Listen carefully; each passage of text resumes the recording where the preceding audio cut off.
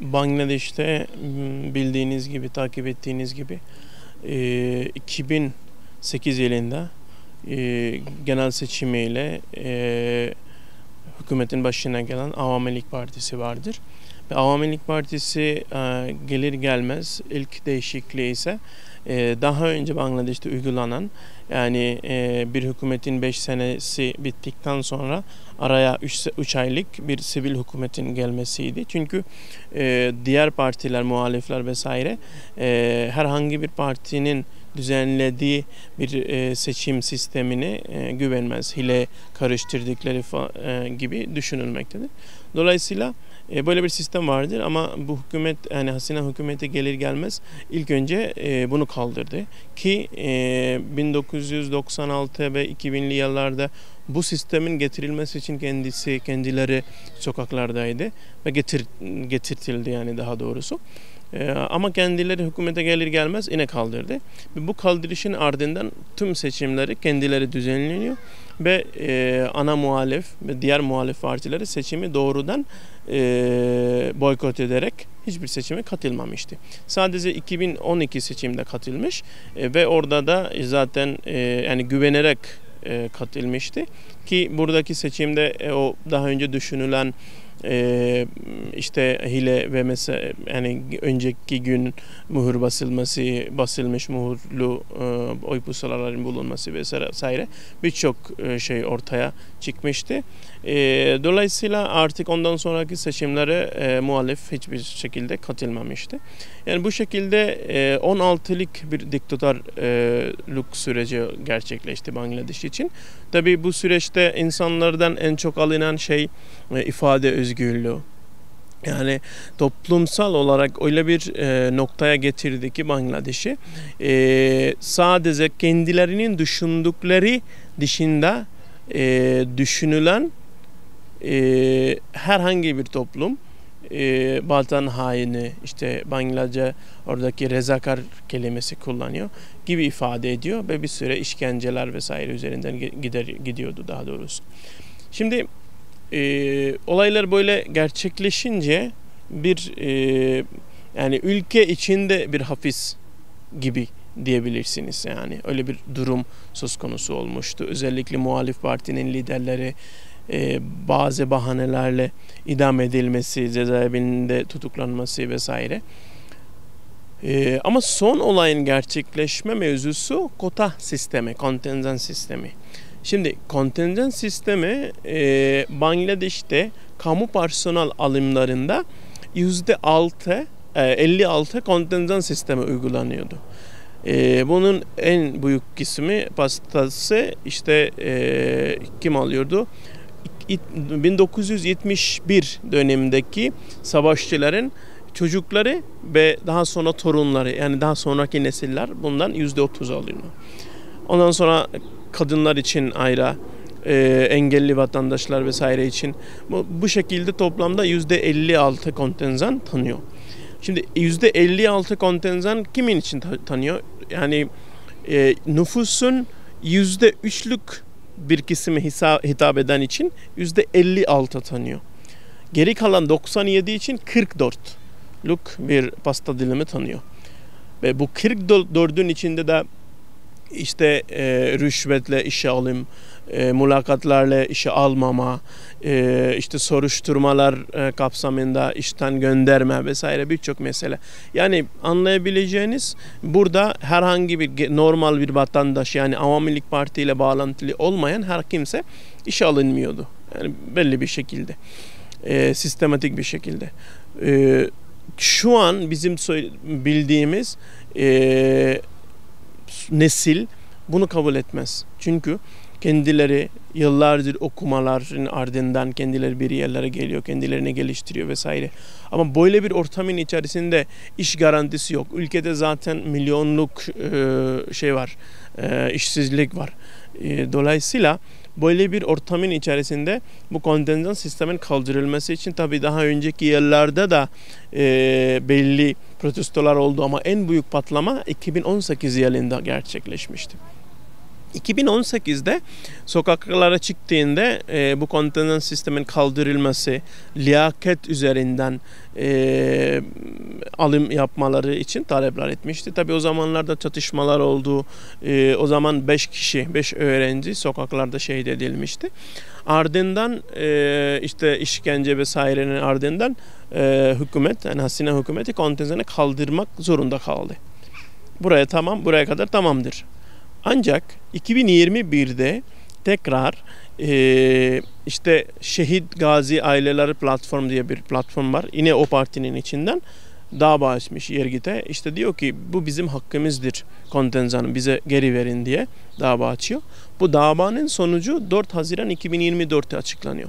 Ve orada gerçekten Yargıtay bunu tekrar onlara veriyor. Yani %56'lık kontenjanı tekrar geri getirilmiş oluyor. Bu getirmenin ardından öğrenciler tekrar sokaklara çıkmaya başladı. 1 saatlik, 2 saatlik eylemlerin ardından işte sokaklarda bulundular. Ama bunu hükümet hiçbir şekilde aldırış etmedi. Daha önce de ifade ettiğim gibi kendilerine karşı çıkan herkese vatan haini olarak ifade ederek, razakar diye, özellikle Cemaat İslami ve Satr-ı Şibir'i etkisi kullanarak veya diğer muhalif partinin oyunu olarak gösterip onları ezmeye başlamış. Ve bu ezilişin ardından öğrenci topluluk daha büyük bir pasta dilimi oluşturmaya başlamış. Sokaklar akın olmaya başlamış. Bu en büyük patlaması işte 1 Temmuz'dan başlamış. Yani eylemlerin büyük olması 1 Temmuz'dan başlamış.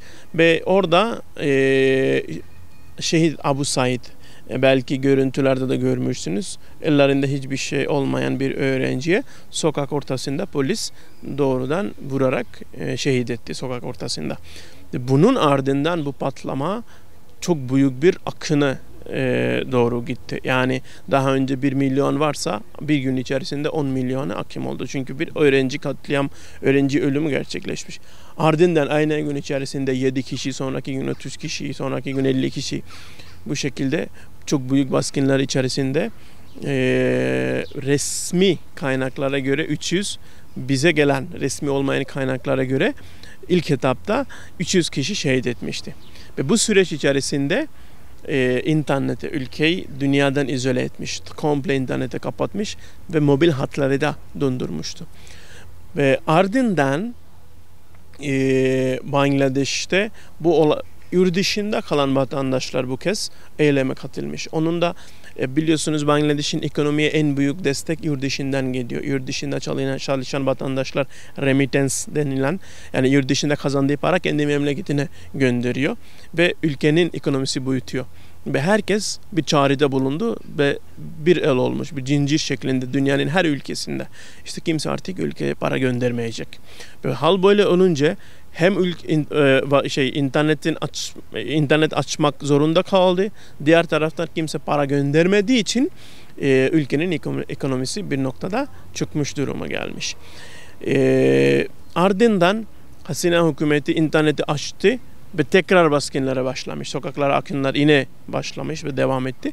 Ve bu süreçte artık öğrenci hareketi olarak değil, bir halkın hareketine dönmüştü. Çünkü bunca süreç içerisinde, özellikle o kapanma döneminde yüzlerce öğrenciye katledilmesi, dünya görmezse bile internet kapalı olduğu için içindeki vatandaşlar bunu görmüş ve artık 7'den 70'i herkes sokaklara çıkmış ve yine ateş etmeye başlamış ve bu sefer de yine yaklaşık resmi olan bilgilere göre 200 kişi şehit olmuştu.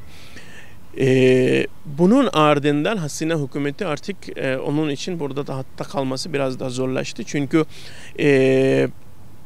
buradaki sokaktakiler artık o kontenjan sistemi dediğimiz konu kapanmıştı zaten. Çünkü 21 Temmuz'da pazar gününde azilce mahkemeyi kurup kontenjanı geri kaldırmış Hasine hükümeti. Ancak o geç kaldırmış. Yani çünkü önce yüzlerce öğrenciyi katletti, sonra bunu kaldırmış. Ve öğrenciler artık şehidin kanı yerinde kalmayacak diyerek sokaklarda kalmaya devam etti. Sonra 9 maddeli bir şey olmuştu hükümete. İşte İçişleri Bakanı, Dışişleri Bakanı, Eğitim Bakanı'nın istifaları. Hasina hükümeti bunu da aldırış etmedi. Tekrar öğrenciler ateş açtı ve bu sefer yine orduyu sokaklara aldı. Yani polis, sinir güçleri ve aynı zamanda Hasina'nın kendi kolunda olan öğrenci bir partisi, işte Bangladeş Satrülük. Onlar da öğrenciler doğrudan hem silahlı saldırı hem de keskin aletlerle saldırılar gerçekleştirdi. Bu sefer ona da Hasina hükümeti aldırış etmeden bu sefer orduyu sokaklara almış kendi vatandaşlarına karşı kullanmak için. Ve diğer taraftan da artık dediğim gibi 7-70 herkes sokaklara inmiş. Orduyu da çıkınca ordu da ilk seferinde vatandaşı ateş etti. Ve artık olaylar bu az önce ifade ettiğim 9 maddeden değil tek bir madde noktaya gelmiş. O da Hasina hükümetinin istifası. Daha önce Hasina hükümetin istifasını istememişti. Yani o son noktaya gelindiğinde istifası öğrencilerin talep oldu. Çünkü Hasina artık bir katil olmuştu. Çünkü öğrenci katil olmuştu. Yani yüzlerce öğrenciyi katletmişti orada sokaklarda. İstifa haline gelmiş ve 5 Ağustos Dakka'ya yürü diye bir eylem gerçekleştirmiş. Yani biliyorsunuz Dakka Bangladeş'in merkezi ve başkenti. Dolayısıyla diğer şehirlerdeki vatandaşlar, öğrenciler herkes Dakka'ya akın etmeyi talep etmişti. Ve 20 milyon vatandaşın en azından orada gelmesini bekleniyordu. Ki geldiler çoğu. Ve bu hareket Hasina'nın sonu getirdi. Ve Hasina'da işte Hasina'nın külliyesine baskın düzenlemek için yürüyüşü yaparken Hasina işte istifasını Genelkurmay Başkanı vererek ülkeden kaçtı. Tabii Hasina'nın kaçışı ülke için iyi mi oldu, kötü mü oldu? Birincisi ülkenin vatandaşları Hasina'nın burada cezalandırmasını istiyorlar. Hala sokaklarda çünkü talep ediyorlar. Çünkü sadece bu olay değil. Hasina'nın 16 yıllık süreç boyunca birçok olayda birçok vatandaşı katletmiş ve diktatörlük kurmuştu. Dolayısıyla Hasina'nın bu şekilde gidişatı kimse kabul etmez. Onu geri getirerek bile olsa bunun cezalandırmasını istiyorlar. Hasina'nın gidişi ardından şu anda bildiğimiz kadarıyla Hindistan'da birçok ülkesinde sığınma talebinde bulundu. İngiltere, Amerika, işte Finlandiya vesaire herkes reddetti. Kanada bunları reddetti ve son olarak yine Hindistan'da kalmaya devam ediyor şu anda. Ülke ardından yeni bir geçici hükümet süreci, yani sivil hükümet kuruldu. Biliyorsunuz Profesör Doktor Muhammed Yunus 2006 yılında Barış'ta Nobel ödülü kazanan Grameen Bank'in özellikle ekonomist arkadaşlar bu çok iyi bilir ve tanır. Kendisini başkanlık ederek öğrenci liderlerden de 2 kişinin bulunduğu, ondan sonra eski Genelkurmay Başkanı, ondan sonra işte eski Merkez Bankası Başkanı vesaire, onlarla 17 kişilik kabine kuruldu ve ülke şu anda bu şekilde devam ediyor. Yani Hasina'nın verdiği zararları gidermeye, bu eylemler sürecinde oluşan zararları gidermeye başladılar. İnşallah bu şekilde devam edecektir. Özellikle Hasina'nın gidişinin ardından biliyorsunuz 16 yıllık bir diktatörlük az süre değildir.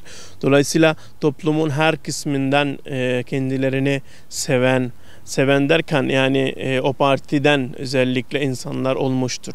Ve o insanlar artık kendileri varlığını sürdürebilmesi için olabildikçe birçok algı operasyonu içerisindedir. Bunlardan bir tanesi Hasina için her zaman kullandığı kırmızı kart Hinduydu. Yani Bangladeş'in %10 Hindu vatandaşları vardır. Hasina daha önce hükümet sürecinde de bunu her zaman yapıyordu. Mesela bir bölgede birini tutuklaması gerekiyor. Mesela ortada bir dava yok. Oranın Hindulara baskın yapar, ateşe verir ve o dava onun üzerine yükleyip mesela muhalif lideri tutukluyordu mesela. Bunu biz biliyoruz. Ve Hasina hükümet döneminde yaklaşık 10.000 kez Hindulara baskın yaptığını, ateşe verdikleri bunu gördük biz. Hasina bu işte Hindistan'ın oyunun içerisinde olup tekrar bu kartı kullanmaya başlamış.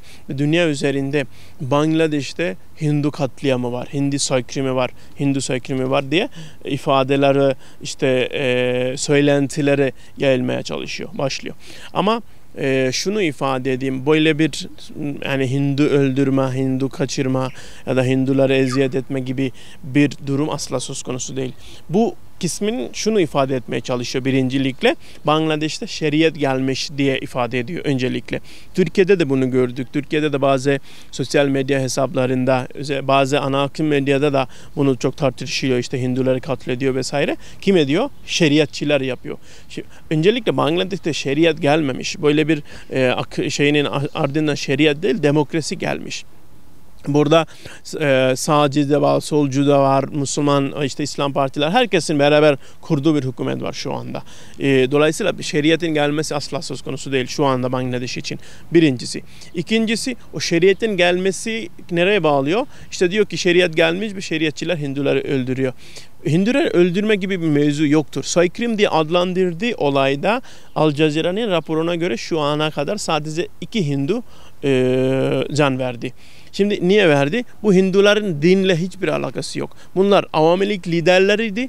Yıllardır hem Hinduları hem de Müslümanları eziyet etmiş ve bu bir halkın öfke patlamasının sonucu olarak kendileri baskın düzenlemiş. Orada şu ana kadar sadece 2 Hindu can verdi.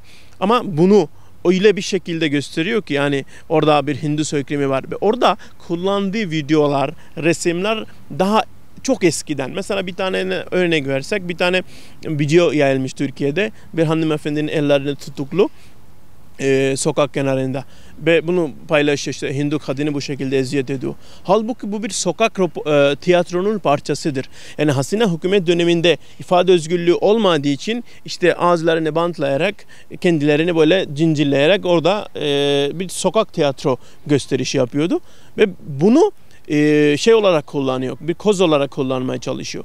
Bir diğer taraftan işte bir tane görüntü var, bir kızı böyle arabaya koşarak arabayı ekliyor ve diyor ki Hindular orada, Müslümanlar tecavüz etti, öldürdü böyle. Mevzu tamamen şey dışı, çok geçmişe dayanan, yani 2 Hindu aile arasında yaşanan bir olay. Eski kocası ona vurdu ve bundan ibarettir mevzu. Ama bu Müslümanları yüklüyor. Ondan sonra örnek vereyim, bir pazarda daha önce 2 sene 5 sene önce bir yangın çıkmış. O yangın görüntüsü almış ve Hindu evi yaktığını ifade ediyor. Mesela Bangladeş kriketer, yani kriket Bangladeş'te çok meşhur biliyorsunuz. Oyuncu Liton Dash, Hindu kendisi. Hindistan'ın gazeteler, şeyler falan, televizyonlar Liton Dash'ın evi ateşe verildi dedi. Halbuki öyle bir şey yok. Liton Dash kendisi çıkmış. Hayır, öyle bir şey olmadı. Hinduların başında olan Bangladeş'te, Hinduların başında olan lideri bunun bir algı operasyonu olduğunu ifade etti.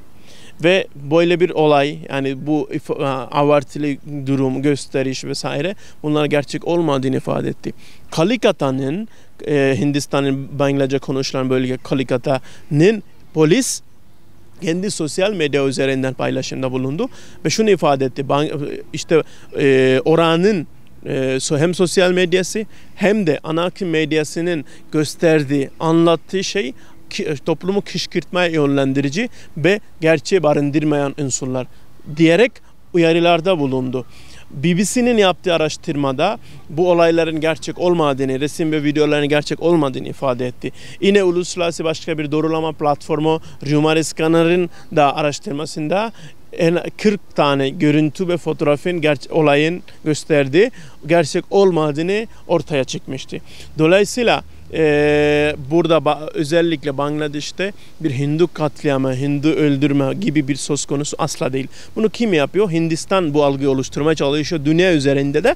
Niye? Bangladeş'e herhangi bir yaptırım, herhangi bir baskın, saldırı için saha hazırlığı yapıyor. Bunu saha hazırlığı yapıyor ve vatandaşlara dünya üzerinde bile şunu algı oluşturmaya çalışıyor. Yani Hasina daha iyidir dedirtmeye getirmeye çalışıyor. Anlatabildim mi konuyu? Dolayısıyla Bangladeş'te Hindu katliamı, Hindulara eziyet vesaire hiçbir şey yok. Zaten Bangladeş hükümetin başına gelen Profesör Doktor Yunus şu ifade doğrudan kullanmıştı. Bangladeş'te Hindu, Müslüman diye bir şey yoktur. Herkes Bangladeşlidir. Herkes eşit şartla yaşıyor ve yaşayacaktır. Dolayısıyla bu algı operasyonu özellikle vatandaşların, Türk vatandaşların bize de çok mesaj geliyor. Böyle mi oluyor Bangladeş'te, Hindular mı öldürüyor vesaire. Özellikle bunu ifade edeyim. Böyle bir şey olmadığını, bu tür yalanlara, bu tür algılara kanmayacağını umuyoruz inşallah.